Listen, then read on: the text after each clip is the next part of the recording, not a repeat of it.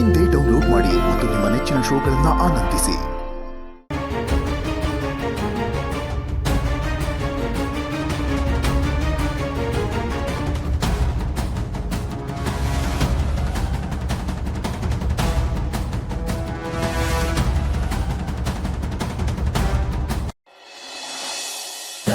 So, there are 5 types of pollution. ಯಾವ್ದು ಗೊತ್ತಾ? Air pollution, water pollution, soil pollution.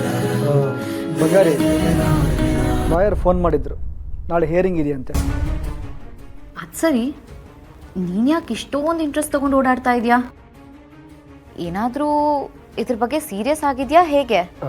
ಬಂಗಾರಿ, ನಮ್ಗೆ ಇಷ್ಟೆಲ್ಲ ಅನ್ಯಾಯ ಆಗಿದೆ ಅಂದಮೇಲೆ ಸೀರಿಯಸ್ ಆಗಿ ಇರದಿರೋಕ್ಕಾಗತ್ತಾ? ಅದಿರಲಿ, ನಾನು ಮೊದಲನೇ ಸರಿ ಕೇಸ್ ಹಾಕಿದಾಗ ಹಿಂದೇಟ್ ಆಗ್ತದೆ, ಅದೇ ಇವಾಗ ಇಷ್ಟೊಂದು ಜೋಶಲ್ಲಿ ಓಡಾಡ್ತಾ ಇದೆಯಾ? ನಂಗೆ ಯಾಕೋ ನೀನು ಪರ್ಸ್ನಲ್ ಆಗಿ ತಗೊಂಡಿದ್ಯಾ ಅಂತ ಅನ್ನಿಸ್ತದೆ. ಬಂಗಾರಿ, ಯಾಕೆ ಕೇಳ್ತಿದ್ಯಾ? ನೀನು ಆಡ್ತಿರೋದು ಹಾಗಿದೆ ರವಿ. ಪಾಪ ಭಾವನಾ ಇದ್ರ ಬಗ್ಗೆ ಎಷ್ಟು ಡಿಸ್ಟರ್ಬ್ ಆಗಿರಲ್ಲ. ಈಗಾಗಲೇ ದೇವರು ಅವಳ ಜೀವನದಲ್ಲಿ ತುಂಬ ಮೋಸ ಮಾಡಿದ್ದಾನೆ. ನಂಗೆ ಯಾಕೋ ನಾವು ಅವಳಿಗೆ ಮೋಸ ಮಾಡ್ತಿದ್ದೀವಿ ಅಂತ ಅನ್ನಿಸ್ತಿದೆ. ಬಂಗಾರಿ, ಹೀಗೆ ಮಾತಾಡೋಕ್ಕೆ ನಿಂಗೆ ಮನ್ಸಾದ್ರೂ ಹೇಗೆ ಬರುತ್ತೆ? ಒಂದ್ಸಲ ಮಗು ಮುಖ ನೋಡು. ಅವನು ಸಾಯಿಸಿರೋದು ನಿಮ್ಮ ಅಣ್ಣ ಮತ್ತು ತಾಯಿನ. ಒಬ್ಬ ಕೊಲೆಗಾರ ಅಂಥವನ ಬಗ್ಗೆ ಹೀಗೆ ಮಾತಾಡ್ತಿರೋದು ನನಗಂತೂ ಸರಿ ಕಾಣ್ತಿಲ್ಲ. ಅದು ಹೌದು ರವಿ, ಆದರೂ ಸಿದ್ದು ಏನದನ್ನ ಬೇಕಂತ ಮಾಡಿರಲ್ಲ ಅಂತ ಅನ್ನಿಸ್ತಿದೆ. ಆಕ್ಸಿಡೆಂಟ್ ಆಗಿದೆ ಹೌದು, ಹಾಗಂತ ಉದ್ದೇಶಪೂರ್ವಕವಾಗಂತೂ ಖಂಡಿತವಾಗ್ಲೂ ಅವ್ನು ಮಾಡಿರಲ್ಲ. ಏನೋ ನಡೆದೋಗಿರುತ್ತೆ. ಅದಕ್ಕೆ ಅವನಿಗಾಗಲೇ ಜೈಲಿಗೆ ಹೋಗಿ ಶಿಕ್ಷೆ ಅನುಭವಿಸಿ ವಾಪಸ್ ಬಂದಾಗಿದೆ ಅಲ್ವಾ? ಮತ್ತೆ ಇದನ್ನೆಲ್ಲ ನಾವು ಯಾಕೆ ಫಸ್ಟಿಂದ ಮಾಡಬೇಕು? ನಾವು ಏನೇ ಮಾಡಿದ್ರು ಕೊನೆಯದಾಗಿ ನೋವಾಗೋದು ಭಾವನಾಗೇನೆ. ನಂಗೆ ಯಾಕೋ ಇದೆಲ್ಲ ಯಾವುದು ಸರಿ ಅನ್ನಿಸ್ತಿಲ್ಲ ರವಿ. ಭಾವನಾ ಭಾವನಾ ಭಾವನಾ ಬರೀ ಆ ಭಾವನನ ಬಗ್ಗೆನೇ ಜಪ ಮಾಡ್ತಿದ್ದಲ್ಲ ನೀನು. ಅವಳೊಬ್ಳು ನಿಮ್ಮ ಅಣ್ಣನ ಲೈಫಲ್ಲಿ ಬಾರದೇ ಇದ್ದಿದ್ರೆ ನಾವೆಲ್ಲ ಖುಷಿಯಾಗಿ ಕುಟುಂಬ ಸಮೇತ ಚೆನ್ನಾಗಿರ್ತಿದ್ವಿ. ಖುಷಿನೇ ಕಿತ್ಕೊಂಡ್ಲ ಅವಳು. ಅವಳ ನೆನೆಸ್ಕೊಂಡ್ರೆ ಕೆಟ್ಟು ಕೋಪ ಬರುತ್ತೆ. ನೀನು ನೋಡಿದ್ರೆ ಅವಳ ಬಗ್ಗೆನೇ ಮಾತಾಡ್ತಿರ್ತೀಯ. ನೀನು ಇಮೋಷನಲ್ ಆಗಬೇಕಾಗಿರೋದು ಅವರಿಬ್ಬರ ಮೇಲಲ್ಲ, ಈ ಮಗು ಮೇಲೆ. ನೋಡು ಬಂಗಾರಿ, ನೀನು ಈ ಮನಸ್ಥಿತಿ ಇಟ್ಕೊಂಡು ಕೋರ್ಟಿಗೆ ಬರಬೇಡ, ಎಲ್ಲ ನಾನು ನೋಡ್ಕೋತೀನಿ. ಅವ್ರು ಇನ್ನೊಂದು ಸಲ ಮಾತ್ರ ಆ ಸಿದ್ದು ಒಳ್ಳೆಯವನು, ಭಾವನ ಬೇಜಾರು ಮಾಡ್ಕೋತಾಳೆ ಅಂತ ಮಾತ್ರ ಹೇಳಬೇಡ. ರವಿ ಪ್ಲೀಸ್, ಸ್ವಲ್ಪ ನಿಧಾನಕ್ಕೆ ಮಾತಾಡ್ತೀಯಾ? ಇವಳು ನೋಡು ಎಷ್ಟು ಹೆದರ್ಕೊಂಡಿದ್ದಾಳೆ. ಬಂಗಾರಿ, ಇವಳು ಯಾಕೆ ನನ್ನ ನೋಡಿ ಹೆದರ್ಕೋತಾಳೆ? ಅಲ್ವಾ ಪುಟ್ಟಿ, ನನ್ನ ನೋಡಿ ಹೆದರ್ಕೊಂಡ ನೀನು? ಇಲ್ಲ ಅಲ್ವಾ? ಬಂಗಾರಿ, ನೀನು ಹೋಗಿ ಊಟ ಹಾಕೊಂಬ, ನಾನು ಓದಿಸ್ತೀನಿ. ಸರಿ, ಹೆದರ್ಕೋಬೇಡ, ತಗೋ.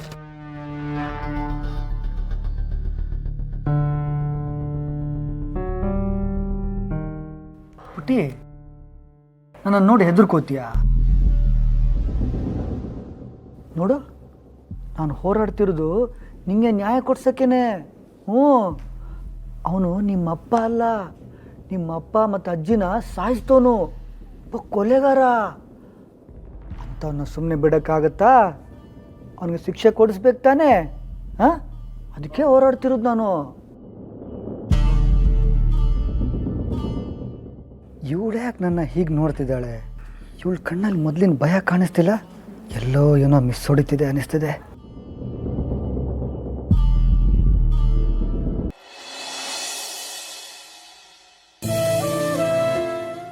ವಿಶ್ವ, ಕಾರ್ಡ್ ಕೊಡ್ತಿದ್ಯಲ್ವಾ, ಒಂದು ಲಿಸ್ಟ್ ಮಾಡ್ಕೋ, ಯಾರನ್ನೂ ಮರಿಬೇಡಪ್ಪ. ಸರಿಯಪ್ಪ, ಹಾಗೆ ಮಾಡ್ತೀನಿ. ಇವತ್ತು ಆಲ್ಮೋಸ್ಟ್ ಎಲ್ಲರದ್ದು ಮುಗಿಸ್ ಬಂದಿದ್ದೀನಿ. ಒಂದಿಬ್ಬರು ಬ್ಯಾಲೆನ್ಸ್ ಇರ್ಬೋದು. ಮಾರ್ಕೆಟ್ ಕಡೆಗೆ ಹೋಗ್ತೀನಲ್ಲ, ಕೊಟ್ಟು ಬಂದ್ಬಿಡ್ತೀನಿ. ಈ ಓಡಾಟದಲ್ಲಿ ನಿನ್ನ ಆರೋಗ್ಯದ ಕಡೆನೂ ಗಮನ ಇರಲಪ್ಪ. ಊಟ ತಿಂಡಿಯೆಲ್ಲ ಸರಿಯಾಗಿ ಟೈಮಿಗೆ ಮಾಡು, ಮರಿಬೇಡ. ನಿಮ್ಮಮ್ಮ ಇದ್ದಿದ್ರೆ ಇದನ್ನೆಲ್ಲ ಗಮನಿಸ್ತಾ ಇದ್ಲು. ಬಾವಾ, ವಿಶ್ವನ ನೋಡ್ಕೊಳ್ಳೋ ಜವಾಬ್ದಾರಿ ಅತ್ತೆ ನನಗೆ, ಚಂದನ ಅವ್ರಿಗೆ ಕೊಟ್ಟಿದ್ದಾರೆ. ನೀವೇನು ಚಿಂತೆ ಮಾಡಬೇಡಿ, ನಾವು ನೋಡ್ಕೋತೀವಿ. ಒಳ್ಳೇದಮ್ಮ. ವಿಶ್ವ, ನಾನು ಜಯಂತ್ ಅವರಿಗೆ ಫೋನ್ ಮಾಡಿ ಬರಕ್ಕೆ ಹೇಳಿದ್ದೀನಿ. ನೀನೇನೋ ಅವ್ರ ಮನೆಗೆ ಹೋಗೋದು ಬೇಡ, ಕಾರ್ಡು ಕಳಿಸಿದ್ದೀನಿ, ತಲುಪಿದೆ ಅಂತ ಅವ್ರು ಹೇಳಿದ್ದಾರೆ. ಪಾಪ ಜಯಂತ್ ಅವರು ಸಾವಿನ ದಿನನೂ ಬಂದಿದ್ರು. ಲಲಿತಂಗೂ ಜಯಂತ್ ಕಂಡ್ರೆ ತುಂಬ ಪ್ರೀತಿ. ಅಷ್ಟು ದೊಡ್ಡ ಶ್ರೀಮಂತ, ಸ್ವಲ್ಪನೂ ಅಹಂಕಾರ ಇಲ್ಲ. ಅದೇನು ವಿನಯ. ದೊಡ್ಡವರು ಚಿಕ್ಕವರು ಅಂದರೆ ಅದೆಷ್ಟು ಗೌರವ, ಸಂಸ್ಕಾರವಂತ. ಅಂಥ ಮಕ್ಕಳು ಮನೇಲಿರಬೇಕು. ಇವ್ರಿಗೆ ಅವ್ರು ಏನು ಅಂತಾನೆ ಸರಿಯಾಗಿ ಗೊತ್ತಿಲ್ಲ. ಅವ್ರ ಮುಖವಾಡನೆ ನಿಜ ಅನ್ಕೊಂಡಿದ್ದಾರೆ. ಅದಕ್ಕೆ ಅವ್ರ ಬಗ್ಗೆ ಒಳ್ಳೇದೇ ಮಾತಾಡ್ತಿದ್ದಾರೆ.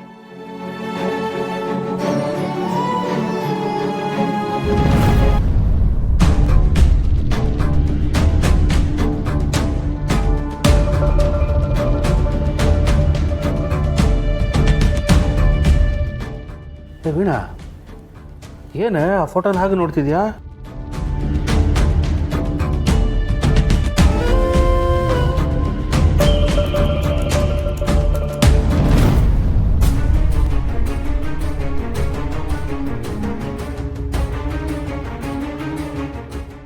ಇದೆಲ್ಲ ಸಿಕ್ತು ನಿನಗೆ? ರೀ, ಅದು ಅತ್ತೆ ಮನೇಲಿತ್ತು. ಅದು ಹೇಗೆ ನನ್ನ ಬ್ಯಾಗಲ್ಲಿ ಬಂತೋ ಗೊತ್ತಾಗ್ಲಿಲ್ಲ. ಬ್ಯಾಗಲ್ಲಿ ಸಿಕ್ತು. ರೀ, ನಿಮಗೆ ವಿಷಯ ಗೊತ್ತಾಯ್ತಾ? ಏನು ವಿಷಯ? ಅದೇ ಈ ಫೋಟೋದಲ್ಲಿದ್ದಾರಲ್ಲ, ಇವರು ಅತ್ತೆ ಕ್ಲೋಸ್ ಫ್ರೆಂಡು. ಇವ್ರು ತೀರ್ಕೊಂಡ್ಬಿಟ್ರು ರೀ.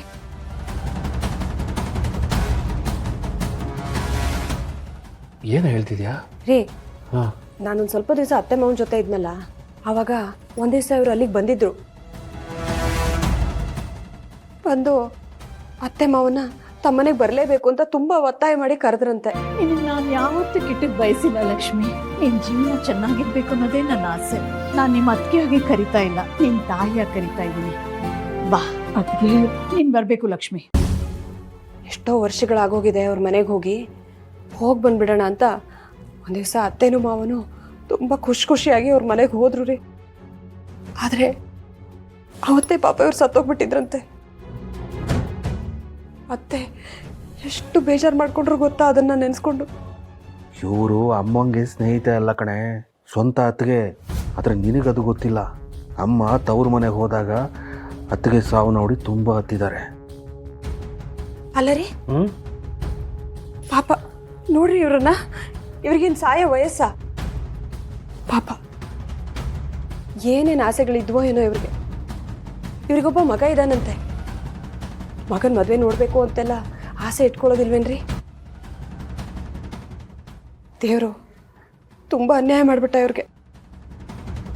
ಲಕ್ಷ್ಮೀ ನಿವಾಸ ಲಕ್ಷ್ಮೀ